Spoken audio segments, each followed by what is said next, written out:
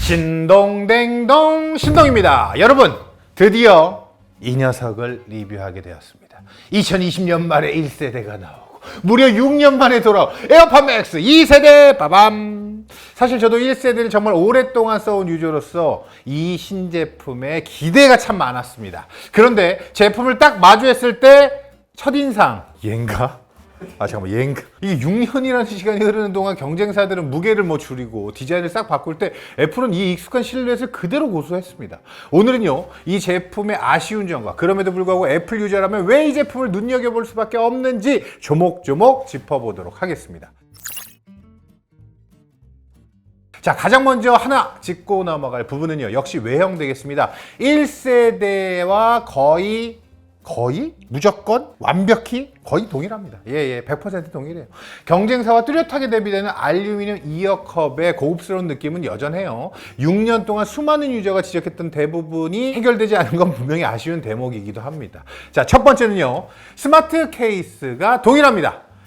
헤드밴드의 메쉬 부분을 보호하지 못해서 진짜 케이스라고 부를 수 있나 싶기도 한데요. 제가 1세대를 오래 썼잖아요. 너덜너덜합니다. 얘랑 비교해봐. 와, 이렇게 돼.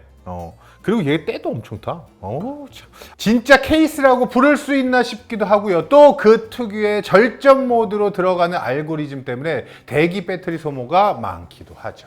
자, 두 번째, 무거운 무게 되겠습니다. 고급스러운 마감 때문에 어쩔 수 없는 부분이기도 한데요. 그래도 경쟁사들 다들 어떻게든 조금씩이라도 몇 그램이라도 줄여나가 보겠다고 하고 있는데 얘는 여전히 386g입니다. 경쟁사 제품들이 250g 내외로 나오는 것에 비하면 약 1.5배 정도 무겁습니다. 다행스러운 건 에어팟 맥스가 원래 착용감이 나쁘진 않습니다. 귀에 닿는 이 압박감도 적고요. 메쉬 밴드도 제 역할 잘 해주고 있고요. 그래서 착용하고 있는 동안은 괜찮은데, 근데 이게 확실히 장시간 사용할수록 뭔가 그 목에 느껴지는 긴장감이라고 해야 되나? 이게 어쩔 수 없는 것 같아요.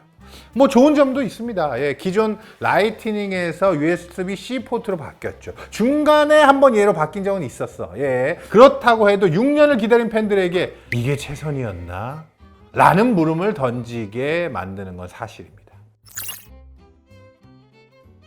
하지만 이 아쉽다라는 말로만 끝내기에는 이 제품 속에 숨겨진 이 H2 칩의 존재감은 무시할 수가 없는 거거든요.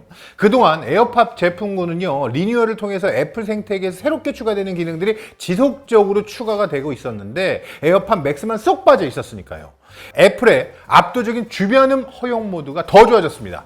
헤드폰 사용의 가장 큰 장벽은요, 뭔가 귀 전체를 가로막고 있는 답답한 느낌이 이질감이 있죠. H2 칩 덕분에 이질감이 거의 사라졌다고 해도 과언이 아닙니다. 귀가 완전히 열려 있는 것 같은 자연스러움은 여전히 업계 최고 수준이라고 할 수 있습니다. 에어팟 프로 2세대와 3세대에서 쓰고 있었던 대화인지 기능이나 개선된 ANC 성능이 맥스에도 그대로 적용됐습니다. 대화인지가 너무 즉각적으로 반응해서 솔직히 좀 부담스러운 경우가 있어서 결국엔 끄고 다니더라고요. 그런데 에어팟 맥스 2의 경우는 제법 의도를 갖고 대화를 시도한 뒤에 서서히 귀가 열리는 느낌이 듭니다. 그리고 이건 애플 오디오 제품군만이 갖고 있는 장점이긴 한데 애플 기기 간의 유연한 전화는 사실 도저히 따라올 수가 없죠. 맥에서 편집하다가 아이폰으로 전화 받고 아이패드로 잠깐 유튜브 하고 그 와중에 에어팟 맥스가 어디 연결되어 있는지 모를 만큼 자연스럽고 빠른 전환. 정말 말도 안 됩니다. 그냥 다 연결시켜 놓은 것 같은 느낌이에요. 이건 써본 사람만 압니다. 애플 생태계의 무서움이라고 할 수 있죠. 마지막으로 이번에 USB-C를 통해서 유선 무손실 음원을 지원하죠. 에어팟 맥스 1에서도 USB-C 버전 한정으로 출시 이후 소프트 업데이트를 통해서 지원을 했었는데요. H1 칩셋의 한계 때문인지 무손실 음원을 재생 중에는 동적 머리 추적 같은 공간 음향을 지원하지는 않았습니다. 이번에 H2 칩셋에서 제대로 지원하게 되는데요. 그렇다고 한들 에어팟 맥스는 자체적으로 EQ와 노캔 효과를 음원에 입혀 보내기 때문에 하이파이 애호가들이 즐기는 방식의 기기는 아닙니다. 일상적으로 고음질 음원을 손쉽게 들을 수 있다는 정도로 생각하면 좋을 것 같습니다. 자, 이제 정리를 한번 해볼게요. 에어팟 맥스 2세대 과연 사도 될까요? 이건 좀 나눠서 이야기를 해드릴게요. 기존 1세대 유저라면요, 추천하지 않습니다. USB-C 포트와 소소한 기능 변화를 위해 이 거금을 다시 투자하기엔 변화의 폭이 드라마틱하지 않습니다. 1세대가 고장나지 않았다면 그냥 계속 쓰는 걸 권장합니다. 만약에 이번에 새롭게 구매, 나 이거 다 없어, 이거 한번 써볼까 하시는 분들이라면 이야기가 좀 달라집니다. 여러분이 아이폰, 맥북, 아이패드 등 애플 디바이스를 3개 이상 사용하고 있다? 이거면 무조건 강력 추천. 이게 비싼 가격을 상쇄하고도 남을 만큼 사용하는 내내 너무 편하고요. 또 첫 에어팟 맥스라고 생각하면 전작 대비 이번에 변화된 요소들도 최신 애플 생태계 기능들을 전부 쓸 수 있고요. 처음 경험하는 압도적 주변음 허용 모드까지 만족스러운 쇼핑이 될 가능성이 높아요. 그리고 또 뭡니까? 패션으로 쓸 수가 있죠. 솔직히 다 목에 걸려고 사는 거잖아. 만약에 집에서 애플 TV까지 써? 그럼 더할 나위 없어. 공간음향 지원하는 영화 볼 때 감동, 완전 또 다른 수준입니다. 6년 만에 나온 에어팟 맥스 2세대입니다.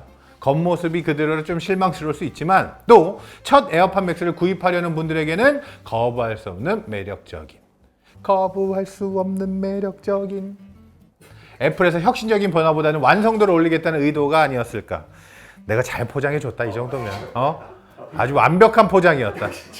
다음 세대에 대한 기대가 더 커질 것도 뭐 사실이긴 하지만 모양이라도 좀 바꿔줘. 왜냐면 애플이 잘하는 거 있잖아. 색깔이라도 새로운 게 나오면 나 이번 거야 이게 있었어야 되는데 그것도 없어. 지금까지 신동댕동 신동이었습니다. 안녕.